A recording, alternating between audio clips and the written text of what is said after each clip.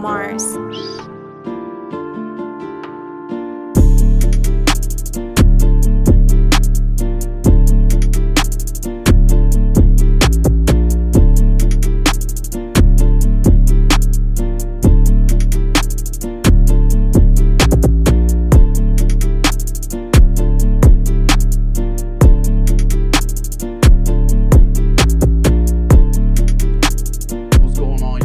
Ruben Feliz bringing you the second series of Fashion Jungle. And I'm proudly here at the Vault with the man himself. I'm just going to let him introduce himself. How you doing? I'm Scott Stoniello, owner of the Vault Lifestyle Boutique, 1 Market Street, Lynn, Massachusetts. Obviously, the first question is, what made you start the Vault? Honestly, and on actuality, this is a passionate business, but my passion drove the business because I knew where to shop for shoes. I traveled, I went to California, New York City, a few different times, and between the pricing and the availability of shoes, I didn't spend my money. I do my shopping here as well. So pretty much, you got tired of traveling and going to other people's stores and giving them your money, so pretty much you said, F it, I'm just going to start my own store, right? Basically, yes. And when sneakerheads shop, like, they're very specific on what they want. So to have a store to reaches out and caters to their customers, it's a big deal. And we didn't have nothing like that in Boston. In other states, there are stores like that. Yeah. Like I said, the selection and the pricing don't always match up to what you wanted to pay. 100%. So another question is, how long you guys been open for here in Lynn, Massachusetts? We opened November 14th, 2014. Oh, wow. November 18th, 2014. So we're 4.5 years in. Man, that's a big milestone. You know, not a lot of stores around the city have been open for that long, especially when it comes to this specific game right here. No, it's a lot of hard work, and sometimes people see the glitz and glamour, and it's fun.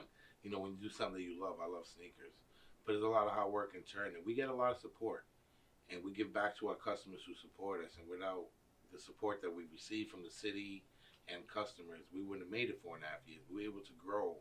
We started with 40 pair of shoes, and we have quite a bit of shoes now.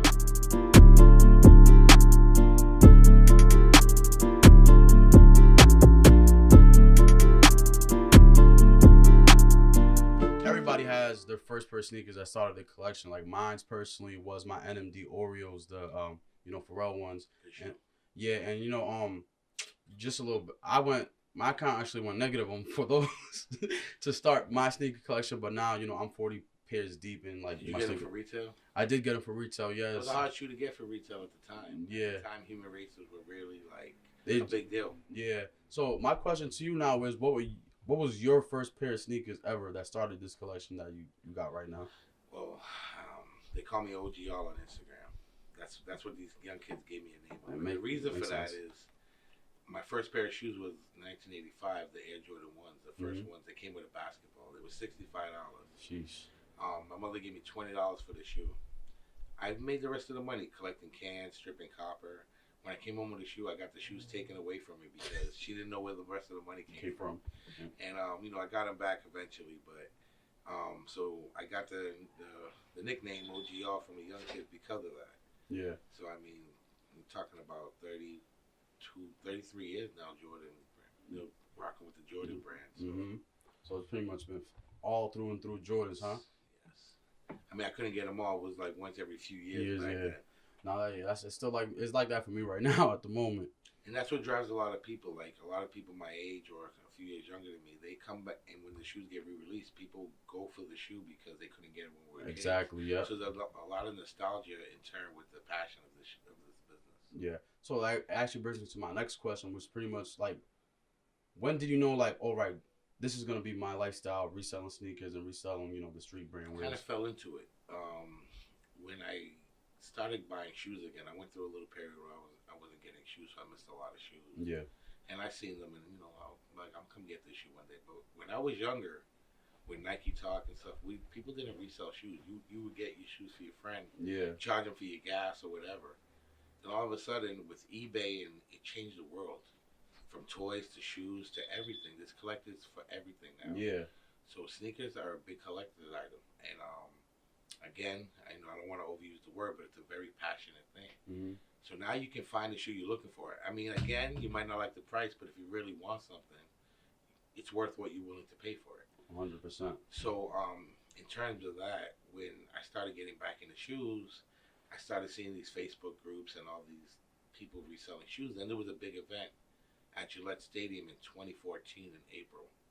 And I seen people selling shoes for hundreds and thousands of dollars. Yeah. And I couldn't believe I had half of the shoes that were selling for this crazy price in my collection, because at that time, the OG Jordan was the go-to shoe. Yeah, 100%, yeah. You know, the game's changed plenty since then in the 5 years, 4.5 years we've been open.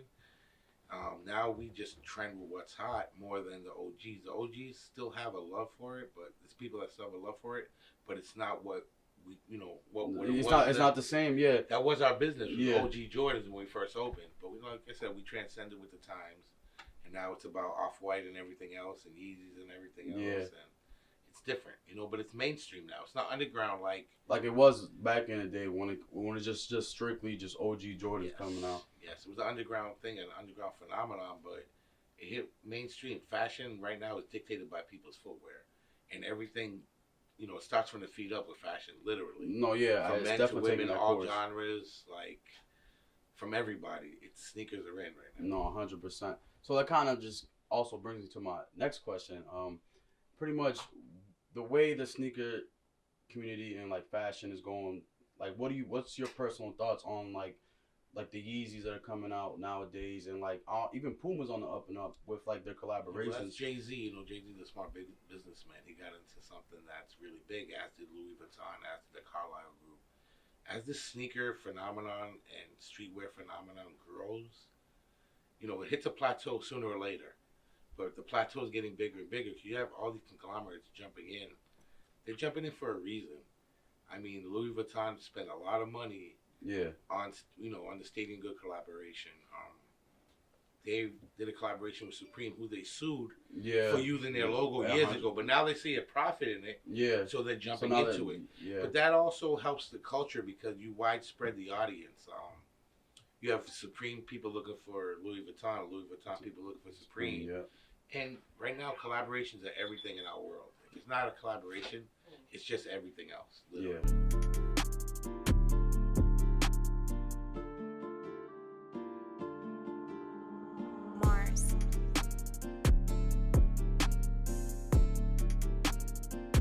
I work at the schools, and every time I wear, some fire sneakers, my kids love to call me a hype beast, and I never really understood that term. And it's pretty much, after a while, after just months of working on them calling me that, I finally understood it. But pretty much, what do you think about hype beast nowadays? It depends how you use the term. For us, the way I look at a hype beast, someone who's lacking creativity in what they like. And that guy over there is telling them that shoe's hot, or he's rocking it because he's seen a different celebrity wear it. And granted, I fall victim of that too. I love the new Off-Whites that just came out, the brown and orange pair. It just pops. But I like that shoe. I would have liked that shoe if it wasn't Off-White. You know what I mean? Yeah. But right now, we are definitely losing creativity, which hurts our culture because you're just limited to everybody going after the same shoe, and they only want certain sizes because those sizes sell more in StockX, and it's ruining our culture. The love for the sneakers isn't there as much as it's turning into a quick business for everybody. From people's soccer moms to grandmothers standing in line at stores to not get a shoe. I've seen them the other day. I seen an older woman stand in line for a shoe. She didn't get it. She's cursing the lady at the store out. Yeah. And those people at the store, they want to resell too. It's such a crazy market right now. Yeah, it's getting crazy. And the thing about us and why people rock with us, to be honest with you, is our consistency and our customer service. We try to offer people an experience when they come to our store. Not everybody takes it the same way, and more people that have more of a passion for this seem to vibe with us more and get that atmosphere we're trying to give off. 100%, yeah. Now, before I get into which is your favorite street brand, aside from the Vault that you always probably rock every day, my thing is, while we were talking, we talked about a lot of reselling and stuff, and I feel like one thing that killed the game is bots. So I wanted to get, I really want to know what your real thoughts are on bots nowadays, especially with some of my favorite shoes that drop I couldn't get because people with bots will definitely just run up. Of course. So. Well, there's a lot to come into play where people can't get shoes for retail. It's hard to get shoes for retail nowadays. Bots are probably the number one contributor to that. There are other contributors to that as well, which I probably don't want to touch on too much. But bots right now, it's a young person's game, and these kids, they got bots. They're rocking, getting 30, 20, 30 pairs of shoes. We can't even get one. And I mean, I don't really know too much about, I've never used a bot, ever. For every shoe I've gotten, I've never used a bot. Now, it's a double-edged sword. If somebody I know used a bot, I probably have access to 20, 30 pair of shoes. Yep.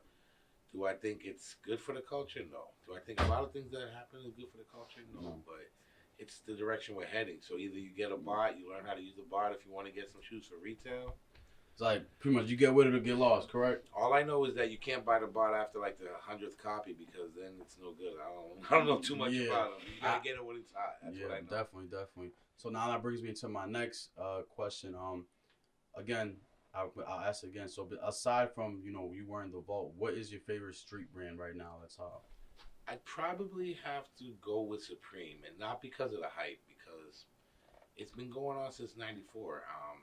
And they touch on a lot of nostalgia stuff. Yeah. I have a Mike Tyson poster. I got some Nas T-shirts, stuff from me growing up that I rock with, and because they feed back to stuff like that, I rock with Supreme. I don't rock with Supreme because they have $600, $800 hoodies and things like that, but that comes with it too. You know what I mean? Yeah. The hyped up stuff. So you pretty much love Supreme because they pay homage to like the icons of your time. Yes, that's why. And they're consistent with it. Yeah. Very consistent, and they have stuff that they reach with and stuff like that. Stuff that I don't agree with, but like I said, a Nas T-shirt or a Mike Tyson or a Raekwon T-shirt, that's a dope piece. You know what I mean? Yeah. For me, 100%. And at Fashion Jungle, we always do something called a cop or flop segment, and pretty much we talk about sneakers that are out or are coming out at the moment. And right now, I gotta ask you, for the Cement 3s I'm looking at right now, man. I remember, you tell me what you think about your Cement 3s. Best shoe of all time. So they're definitely a cop for my you. Opinion. To me, that's the best sneaker of all time. So what makes that the best sneaker of all time for you? In my opinion, I mean, when I grew up, I seen Jordan. It was the white one. I seen him win a dunk contest in this shoe. I seen this icon right here where they put this on this Jordan 3. It was not on the Jordan 1 or the Jordan 2. This icon changed logos in the world. Mm-hmm. That became the most noticeable. As soon as you seen that picture, you knew what it was. Exactly, yeah. Now you relate that to every brand of everything. You look at their logo. To me, this shoe wasn't the sole reason for that, but it had a big influence on logos. Yeah. And, in marketing, right now, if you have the right logo, it gets you over the top. And also, I couldn't get the shoe when I was a kid, so I had to wait so many years till this Nike Air came back on the back to actually get the shoe. The actual shoe, actual shoe. So that's a big deal for me personally. Now, the Jordan 1's my favorite silhouette. Yeah. Because you can rock it with anything. You can go to a wedding wearing some Jordan 1s, suit, blazer, and a T-shirt. Like, you can pull off a lot of things with the Jordan 1. And it's just a dope shoe. I mean, think of Jordan, you think of these shoes. Maybe the Concord 11s thrown in there, too. Yeah. And these are like the most iconic shoes that we think of Jordan. Yep. I went a little Hype Beast, Fragments, and Off-White, but these are two of the most iconic shoes to me. I mean, this was just a dope shoe. Yeah. And this was the introductory of where we're at now with all the Off-White to take over. Pretty much changed the game. Changed the game. This shoe right here changed the game. The anticipation of this out of the first 10 models was higher than any other one. And so we look at this as the introductory model to Off-White. Yeah. I know I paid a lot of money when I got this pair in September. It was like about 2 months before they came out. I was selling them cheaper than I paid for my pair. Yeah. Now this shoe is through the roof. Yeah. It's crazy in hindsight what it's doing. I remember actually when the 10 first came out, on the sneakers app, just trying to get like after the first two pairs. Up randomly. Yeah. Yes. After the first two pairs, I was just trying to get any pair, any size, literally at that point, because I just wanted a pair of Off-Whites just in my collection. The deconstructed look and what it started, and you see what's going on with it when we talked about earlier. Nike now is moving on what Off-White left behind. Yeah. Making shoes with writing on and doing that. You see Adidas trying to go. Everything's a trend. It's a copycat business. Yep. It's like the NFL. When the Wildcat worked, every team was trying to go for it. Okay. So brands are trying to build off what other brands have had success with. Yeah, for sure. Now with the Off-White, the ending of the Off-White now with the 90s, and for now there's going to be no more Off-White. You see the rise of Off-White and the demand crazy. 100%. 6 months ago, because of the oversaturation, it was almost what was going on with Yeezys. When the pink Zoom Flies came out, they didn't sell. The Converse, maybe they weren't the greatest model, but they were oversaturated as well. Yeah. So now people found out that this is the end of the Off-White. All those models are going up. Mm-hmm. So people only want what they can't have. And exactly. I promise you, that's really a fact. Yes. So I know you mentioned actually the Air Max 90s Off-Whites, and I want to ask you what you think about those. Pretty much, are they a cop or a flop in your terms of personal? Well, I'm an OG, so I love the shoe. Yeah. I like the contrast of the brown and the tan one. Actually, I have it right here. Okay, cool. So these are definitely our biggest movers this week. These have been a big deal.